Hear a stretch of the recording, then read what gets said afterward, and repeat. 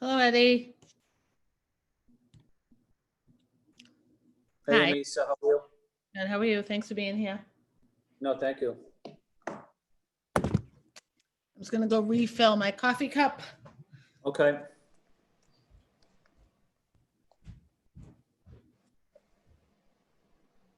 Hi, everyone. It's Lydia. I'm going to turn my camera on shortly and we'll get started. Anissa, you're there, right? Hey, Lydia, it said, Anissa just went to get a coffee. She said she'd be right back. A coffee? Well, a coffee cup, rather. Oh, okay. I was like, she went to go get a coffee. What are you talking about? I have to add the word cup in there, you know? That really helped. What was that? I said to Lydia that Anissa will be right back. She went to get a coffee, and she said a coffee, and I said, well, I should have said a coffee cup. Yes, I ran up to the corner to get my cup of coffee. No, the first thing I do every morning is put that pot on. It's important.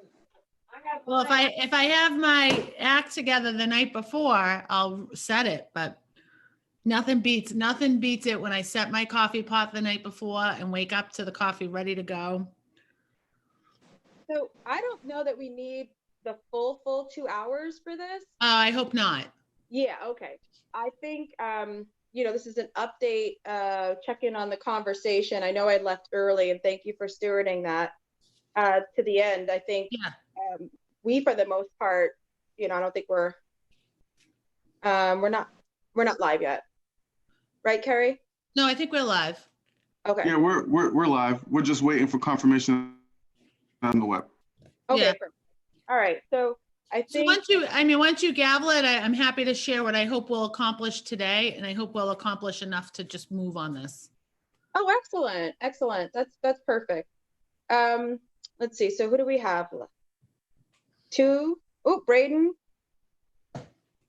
Okay. I'm seriously wondering if Flynn and Braden have a race every single time to see who logs in first. I think I know deep down inside you must have a bet. You're like the comment section online first. Shotgun.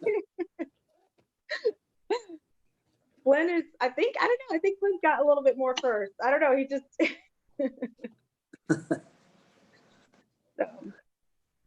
Let's see. Hi, Courtney. Good. Sound work. Good morning, y'all. Good morning. Larry. Good. Good morning. Yeah, we'll do that, Anissa. That makes sense.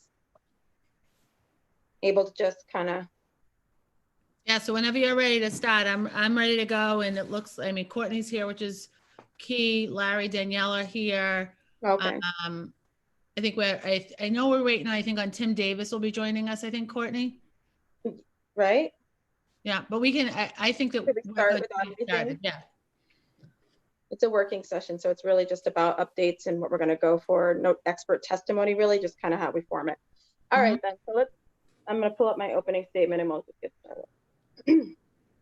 All right, we're officially starting the hearing today. Good morning, everyone. I'm City Councilor Lydia Edwards, Chair of the Committee on Government Operations. It is Thursday, October 1st, and we're here today for a virtual working session on docket 0225. Ordinance to create a special commission on ending family homelessness. This matter was sponsored by Councilor Nisa Sabi George and was referred to the committee on January 29th, 2020. The committee held a hearing on September 14th. Did I say January? Yeah, okay. In accordance with Governor Baker's March 12th executive order, we are balancing both the public needs for safety, but also the ability for us to do our job. And he's adjusted the open meeting law.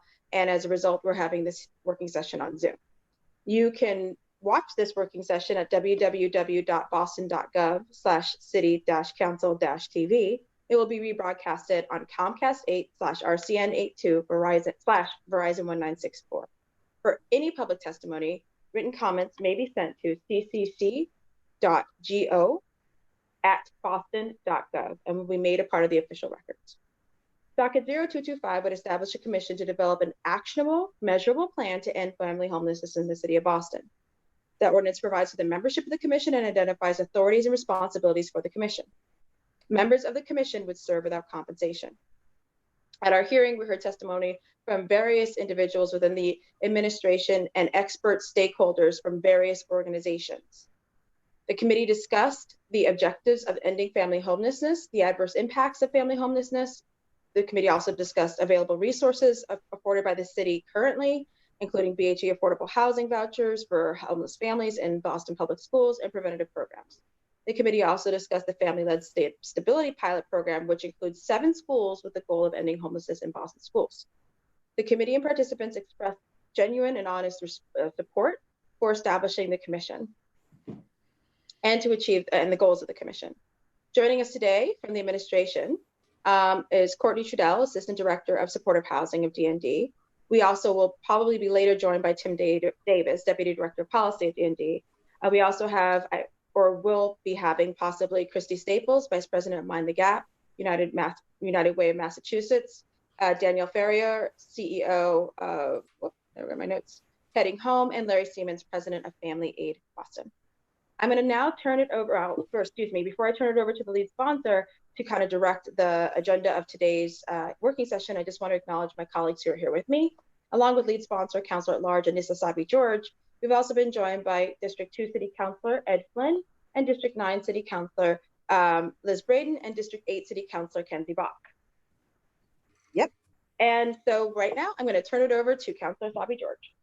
Thank you, Madam Chair. Thank you, everyone who's here with us this morning to sort of roll up our sleeves and edit and work on this commission ordinance so that we could move on it. My hopes for today, just for this session, Madam Chair, are that we get through some of these, the sort of thematics around any text changes, and whether or not we fine tune them today. That's not as important. I think we can do that offline. I think that's probably appropriate for us to do offline. But my hopes are that we talk about sort of the larger thematic changes and some of the general, have sort of general conversations around any changes and modifications and amendments to this commission before us. And one piece in particular that I'd like to discuss is, and maybe lean on the administration or you, Madam Chair, to better understand, is how we do compensate for 1 or 2 members of the special commission for those that are experiencing homelessness, because it's important for us to include those voices in this work. But we also recognize it as being an important element to be able to compensate them for their time. And I think maybe Courtney from D&D can talk about that a little bit. So that's that. And then also an understanding of how, and perhaps a conversation around how some invitation to the special commission will work, especially around some of the state partners in this work, because they are critical to be a part of this commission as well. So that's it for me. I'm just grateful for everyone's support and effort and work and thought that to get to this point.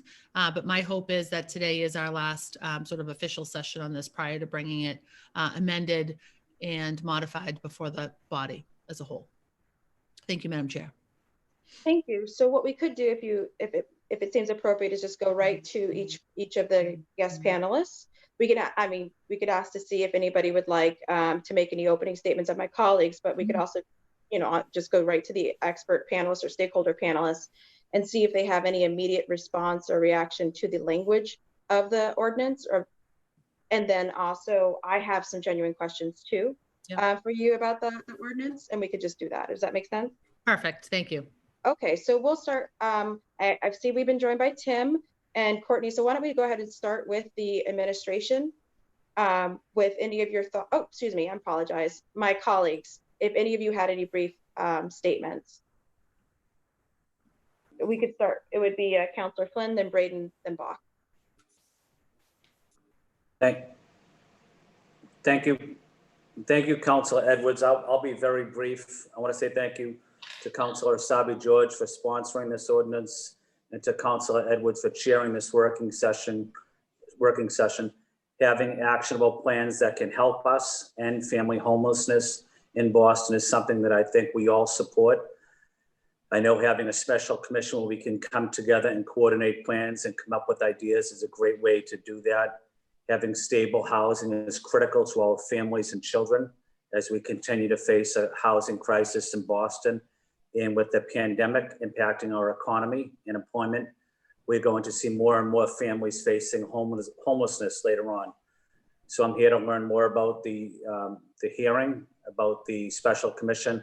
And again, want to say thank you to Councilor Asabi George, to Councilor Edwards, and for Mayor Walsh's team on their work on the homelessness issue across the city.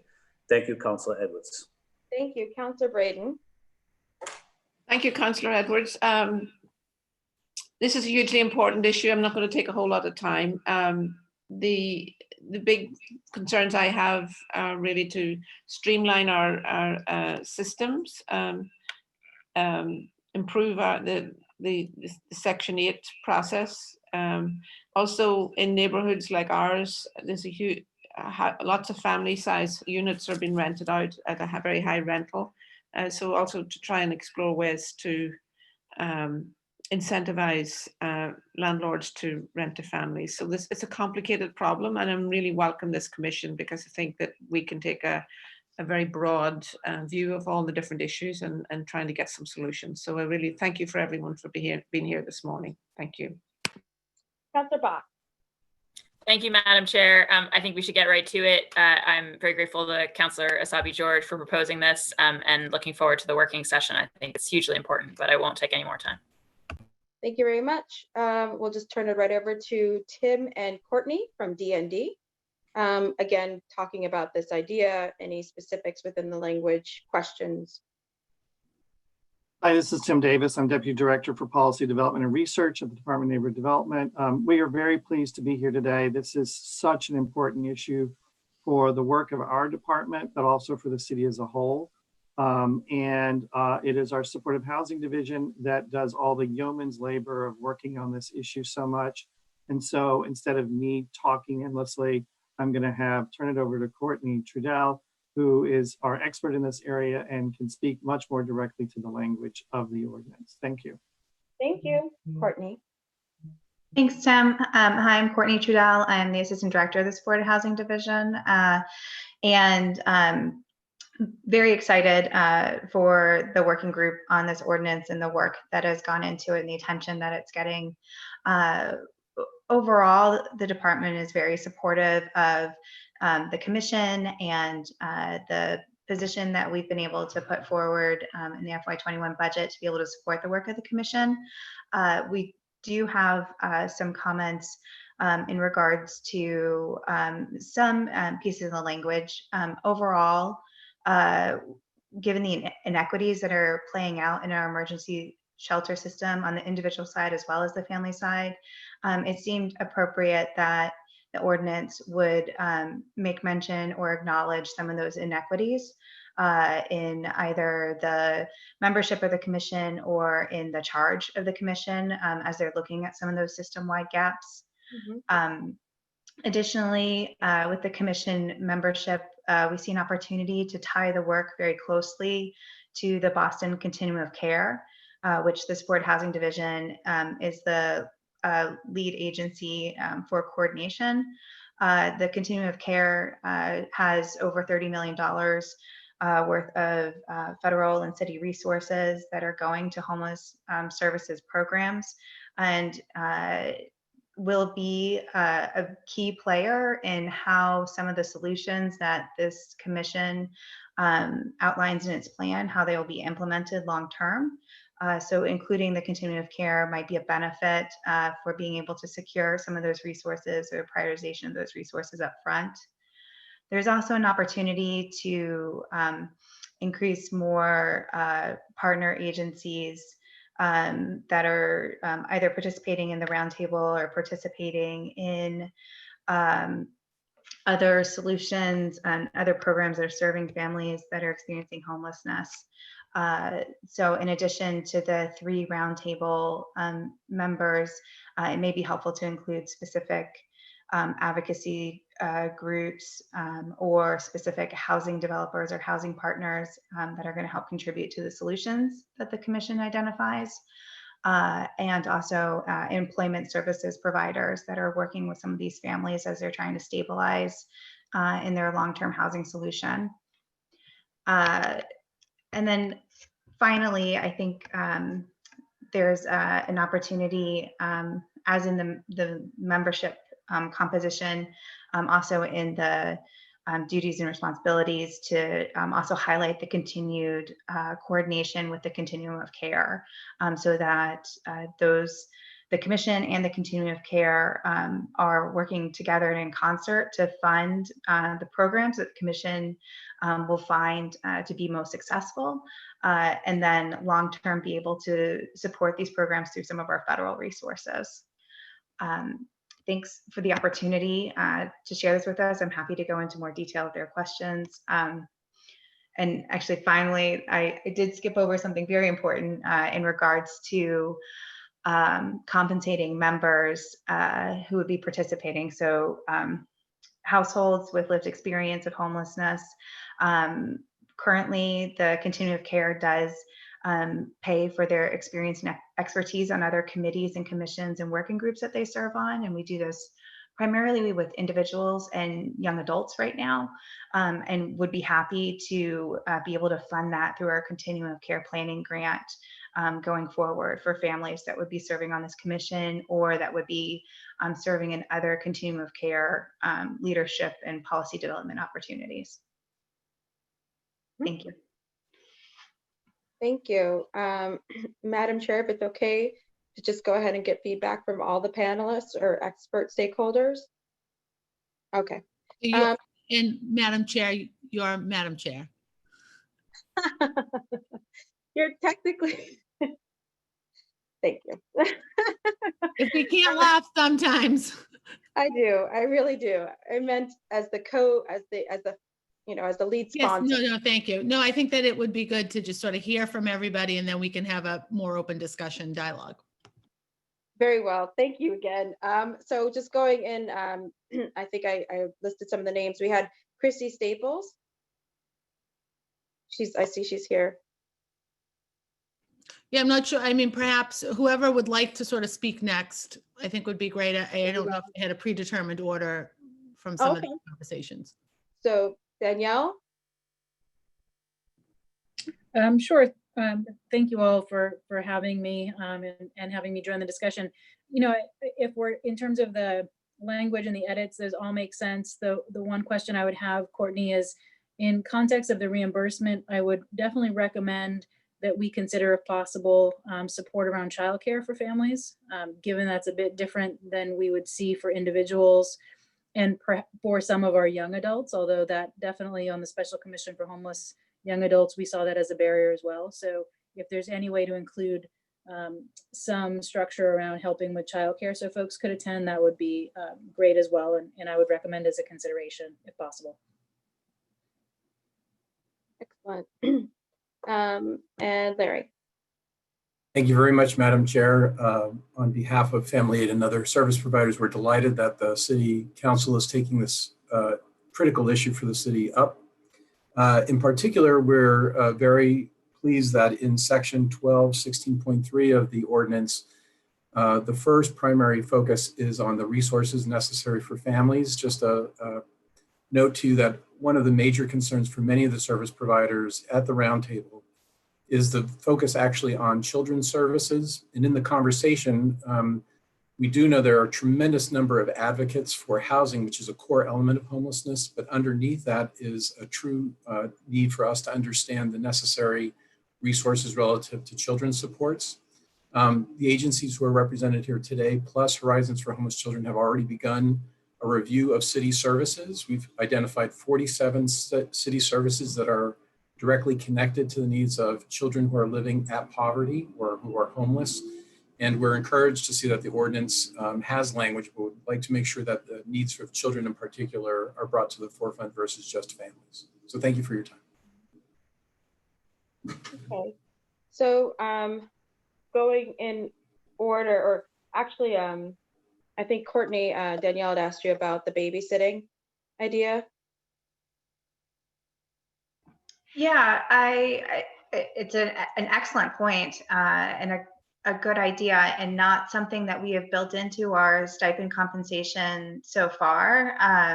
And I think it's something that we certainly can consider. I'm not quite sure how we would operationalize it because of the federal funding that I would potentially be paying for, but I do think that there are opportunities to either increase the stipend if there's a childcare concern, so it wouldn't be the same as an individual that would be doing the same type of duties, or to be able to work with another vendor to provide that service during certain times. So I've made note of it, and I'll think through some possibilities of how to do that. And I would offer, if I could, that I think Horizons and a few of us could come to the table if there are barriers that are based on state and federal reimbursement structure to try to help remove those barriers where we have a little bit different flexibility. Excellent. And I would think, Madam Chair, that that's really important to note somewhere. I don't know whether or not that's incorporated into the ordinance itself. I think the compensation piece should be incorporated into the ordinance without perhaps including a dollar amount at this point. But I think the childcare should be a stipulation, sort of part of the operating guidelines of the commission, but not necessarily part of the ordinance itself. So I was actually texting back with our city council attorney to figure out how that would work in terms of, and just for everybody, we need to be clear on also the terms that we're using. I'm hearing compensation, I'm hearing reimbursement, and I'm hearing stipend. And all three have different legal meanings, right? So compensation in terms of a salary is different, and I don't know that we could put that in the statute so much. Reimbursement, that might not need a statute. That could just be something that's part of the regulations that come with the commission. And then in terms of the stipend, I know that the Boston Zoning Commission and the Boston ZBA, both, they have stipends, I think daily stipends, and also if they go on site. So I think of the three, I'm not hearing consensus as to which absolute one we want. And then also just to echo what Danielle said, you know, the streams of funding will also determine who can get them. So if you're reliant on federal dollars, we do have undocumented or mixed status homeless families. You know, so that also determines and could limit who can be at the table. So I think it's really important for us to figure out not a loophole, but a general way of discussing how people can participate with financial assistance, kind of as an umbrella term within the statute or within the ordinance, leaving us enough wiggle room to continue to discuss what this is going to be. Again, I've heard three different terms: salary, compensation, reimbursement, which, you know, for a lot of folks who are experiencing homelessness, is the reimbursement is not, I don't know if that's going to be as helpful as just a straight salary or straight, you know, pay. And then there's also the stipend. So again, I'm not trying to confuse anything. I just want to make sure that we're exact, and we also put the hook or the language in there. Right. I also want to make sure that any sort of payment wouldn't impact other services that an individual might be receiving, either from a state agency. Oh, or federal. If they're getting disability, they're capped at how much they can make. I've had summer interns almost lose their housing because they came from public housing and they made too much working for me that it increased their family income that summer, that we had to write a letter because I wanted to pay all my anyway. So we don't want to make the situation worse. So that's one bucket, but I think we can come up with a language that helps to umbrella it. Yeah. But also regulations, and I think that's something too within the statute or with the ordinance, you could put in regulations within X amount of days to come out to make sure that the commission, these things, these details, as you said, these fine details can be hashed out in the regs. Great. So going on to Councilor Asabi George, I don't know if you had any, Christy, did you have any, my apologies.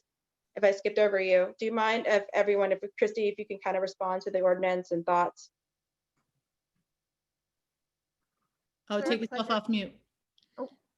Oh, there you go. Thank you, Chairwoman. Thank you, Counselor. Pleasure to be here. Can you hear me all now? Okay. Yes, I thank you for having us here, and obviously I'm in strong support of the ordinance and the comments that both Courtney, Danielle, and Larry have provided. I don't have much more to add other than I do really think that the racial framing is going to be very important for us to make sure is connected to the current COC or with the draft that the COC in the City of Boston is actually putting together. And I will also say that the housing component, as Courtney mentioned in her testimony, is going to also be an additional value add to this. So thank you for all of your work, and I look forward to getting into it. Thank you. So we'll kick things off for questions or suggestions from the lead sponsor, Councilor Asabi George. Thank you, Madam Chair. And I think that this conversation so far has already been very helpful. And the question I have for the panel that's here today, but also my colleagues to inform, is I've sort of prescribed through our work with the shelter providers a list of who we think the members should be. And I think that some of the suggestions this morning for additional members is very thoughtful and I think important to include. So the other thing I though want to prevent is an unwieldy sized commission that becomes too large. So, I am absolutely open to suggestion around either reducing the size or eliminating certain recommended members, understanding that we've put a lot of thought into that. But I do think that, including whether it's some advocacy groups or housing partners, the employment providers, I think that's also really important. So if we want to have sort of a robust conversation about who's a member and why, and then the additional component to that is of those groups, for example, we want, and this is actually a piece that isn't negotiable for me, but we want 3 members of our family shelter providers to be at the table. And that's really important to me, that their voice continues to play a loud role in this work. But one thing that we need to do at the family shelter, at the round table, we're in sort of an ad hoc, we came together, we're very much organized and very much structured, but we're not a formal organization. So we would need to, as a round table, sort of formalize some of our proceedings and then formalize the process in which 3 of those members would be designated to the commission. And that's something that we would need any one of these seats, commission seats, to also identify. How would the Boston delegation identify the state representative? How would the Boston delegation identify the state senator to sit on this commission?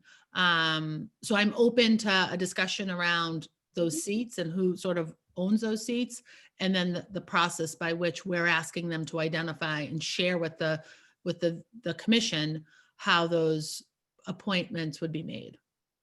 If for people's education, if they don't have a copy of the ordinance, or of the ordinance in front of them, Madam, I'm going to do it again. Yes. I'm going to just lead off the list, or could you lead off the? Yeah, I'm happy to read the list. So it's a member of the Boston City Council, designated by the City Council President, as we do on other commissions here in the city today.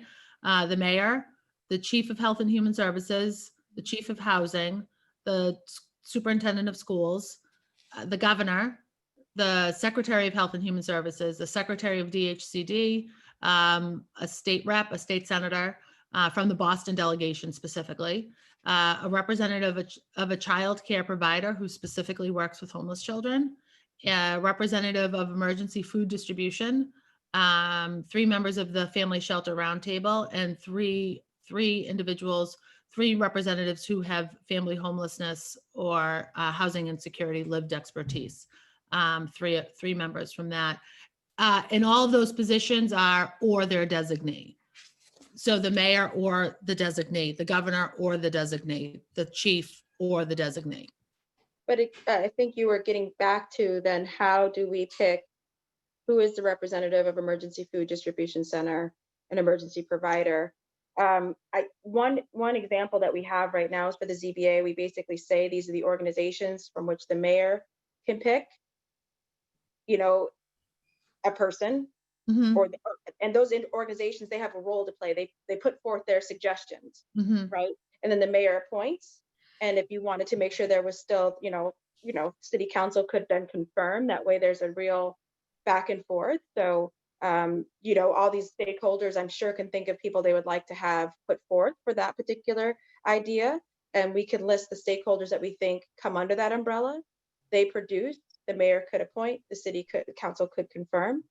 Or if you wanted to go to the city council, then the mayor confirms. But, I think to really make sure that the pipelining is what you were thinking about, right? And then in terms of the Boston delegation, every year they have whoever is appointed that year The from the chair. state house, the chair can appoint. So those are just suggestions I have. My other question though to that, and I appreciate that. I think that that's perhaps that listing is the way to do it. I don't know. I don't think that ends up in the ordinance. I think that that's part of the procedures, or maybe it is Right. part of the ordinance. Mhm. But the other question I have for the larger group here with us today is, are these the right positions? Are these the right spots and or the designee? So I don't know whether we go through each of them now and have sort of an open discussion, or if anyone has, so we've had some suggestions about add-ons, which I support the desire to add on to represent certain interests. But then we do have a fairly large commission. Go ahead, Danielle, or if you don't mind, Madam Chair, Danielle has. Yeah, no, of course.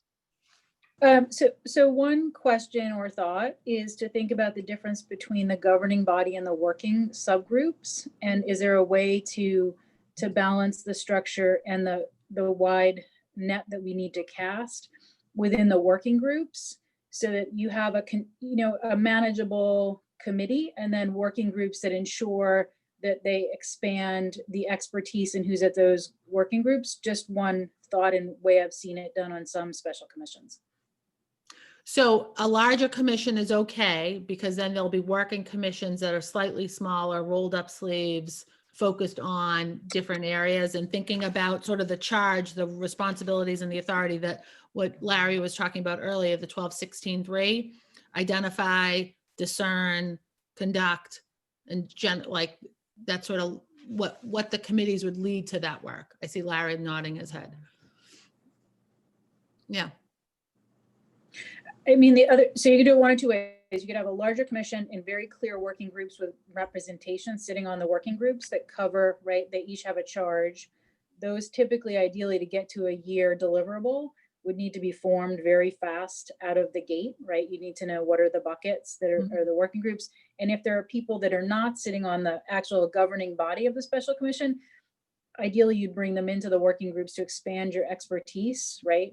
And so that it would allow you to have multiple buckets of providers, different folks at the table that's even bigger than the governing body. If that was one, I mean, you could argue the other way to do is have a bigger governing body. That gets a little bit harder sometimes in some of the special commissions I've seen, but I understand why you want that too. So I think there's a couple ways to structure it operationally that could get you the wide net of different industries and expertise, but still be manageable and productive. A question to the sponsor. Oh, Councilor O'Malley has also joined us today. Councilor O'Malley, if I'm going to quickly ask a question, but afterwards, if you had any opening remarks, feel free. I don't see him yet on the screen, Madam Chair. I just promoted him. You're He right. should be And I coming. know Larry had something to add, and perhaps Please, Councilor Larry. Flynn. Larry?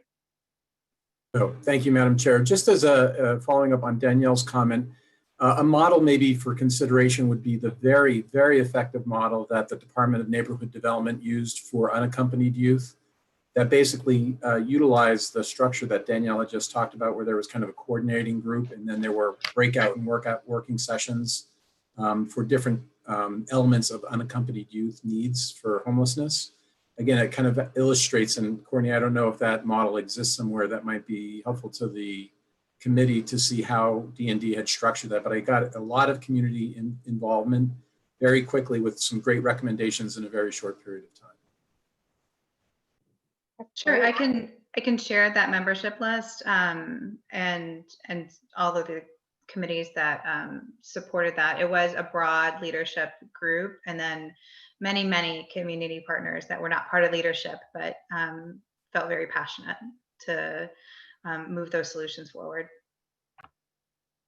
As I mentioned before, Councilor O'Malley's joined us. Councilor O'Malley, if you had any brief statements, we're just in the middle of questioning and discussing the ordinance.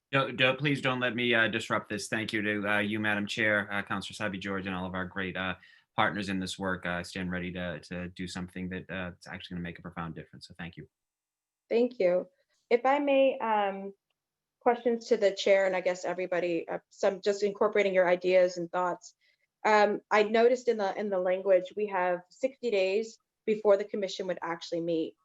Would it make sense to say within 45 days, the regulations shall be produced, wherein you can create the working groups, their specific charges?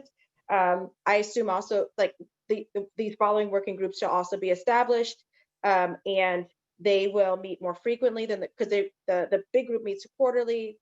They can meet, every other week. The big group ultimately's job is, or the regulations can also address the compensation. And finally, what the deliverables are from the working groups. The larger, the regs can also say the larger group meets regularly to make the final decisions off the recommendations from the working groups and saying this quarterly, we have decided on the following things. And that way they're constantly feeding into and working and can move much faster, honestly. Let's be frank. Working groups, folks who are like-minded and moving can push that conversation and give it to the larger group who will formally adopt that as a recommendation. That's just a suggestion. No, I think that sounds very appropriate. I don't know. I think that Councilor Flynn maybe had something. He looked like he was ready to go and unmuted himself. Well, thank you, Councilor Sabi George, and thank you, Councilor Edwards. I just wanted to add, maybe for your consideration, is a lot of veterans are homeless, and a huge increase now nationally, maybe not in Boston, but nationally, women veteran that are homeless and trying to get their custody of their children. So that's something we might be seeing soon here in Boston. We're probably seeing it already, but just something to consider is the unique aspect of women veterans in trying to obtain housing. Might be an opportunity for us to have a woman veteran experiencing homelessness or someone in that field. It's excellent. Yeah, I think that's an excellent point. Councilor Braden, or Council, and then followed by Councilor Bach. My apologies. Kind of went straight to the conversation.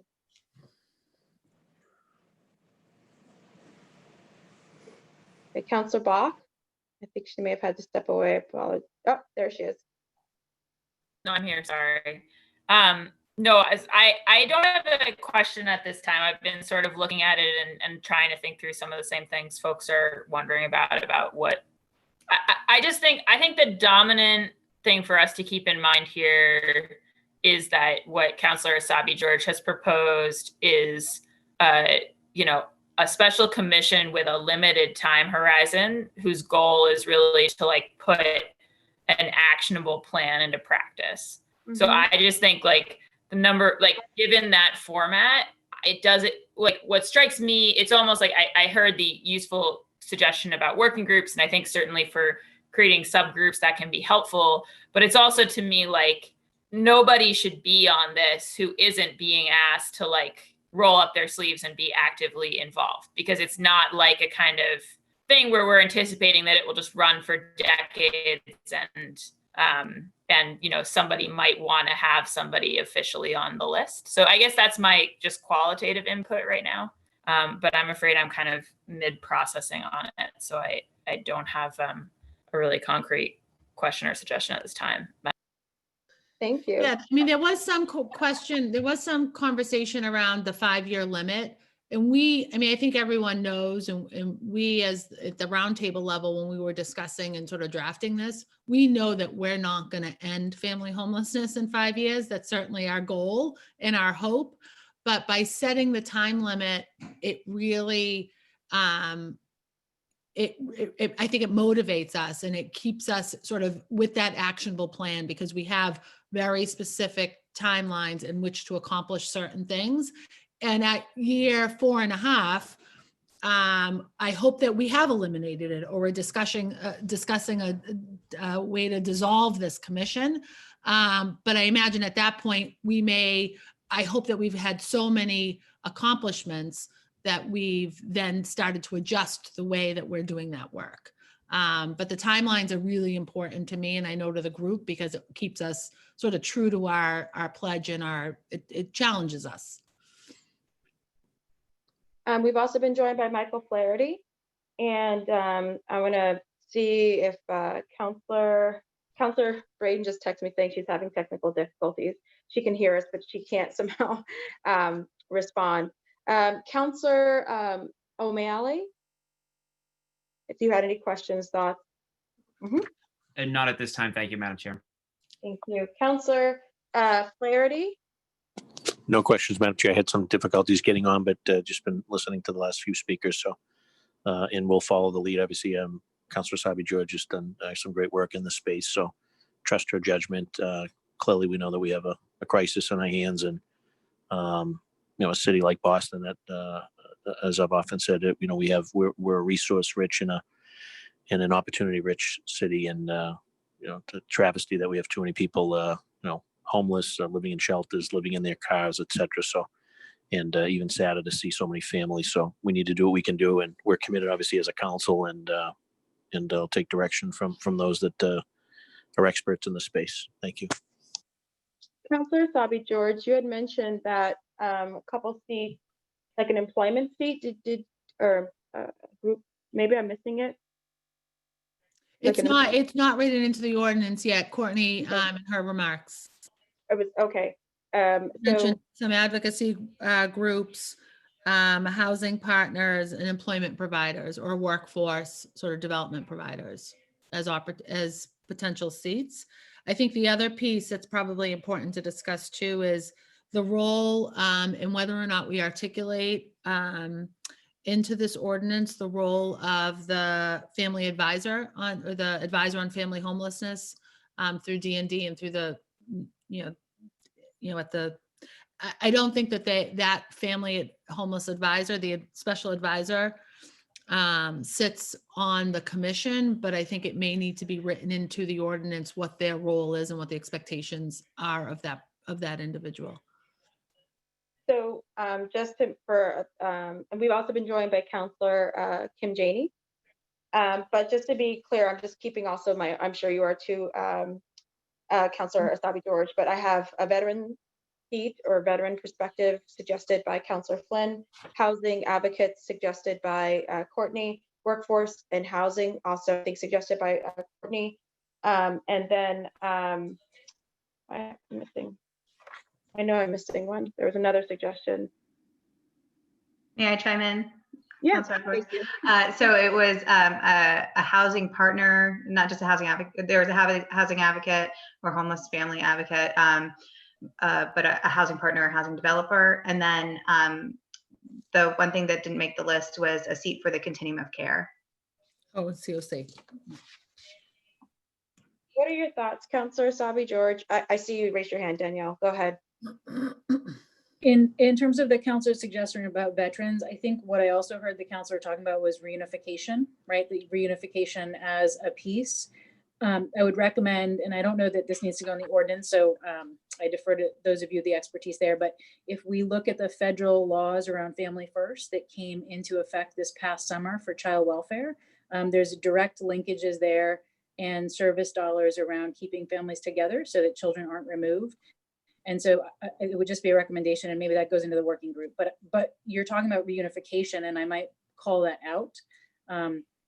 in addition to veterans as one subgroup that you would focus on for reunification purposes. So that was actually going to be my question to the sponsor. I'm missing the name of the organizations, the Department of Child Welfare, DCF. DCF for Massachusetts, it's Department of Child Welfare. Would that make sense? Yes, if we don't have them on, and reunification will be a focus, I would strongly suggest we have somebody from the department join us. Yeah, I mean, I'm open to having an individual representing DCF, ideally the commissioner or their designee. Councilor Janey, just to bring you up, we were just literally going through the ordinance itself and making suggestions for who could sit on the commission, making suggestions for, talking about compensation of the members. And it's a free-flowing conversation. I want to give you the opportunity to introduce yourself and add any thoughts. So much, Madam Chair. Just wanted to say thank you and extend my gratitude to the maker. This is really important. Since I'm coming in late, I will continue to listen on. I may have to jump off early, but I'm glad to see that this conversation is continuing and will contribute however I can and support however I can. Thank you. Thank you. Just going back then, so again, for my notes, I had additional seats. And I got a text message from Councilor Braden, but she suggested metro housing. Is that what you meant? I think, Courtney, was that part of your housing developer or housing partners? It certainly could be one. I didn't want to be so prescriptive in the suggestion. I think, and there may be some that are currently serving on the roundtable that may, as Councilor Sabi George had mentioned, as that gets formalized, maybe that gets lifted up. But Metro Housing Boston, New Lease is also a solid partner in this space.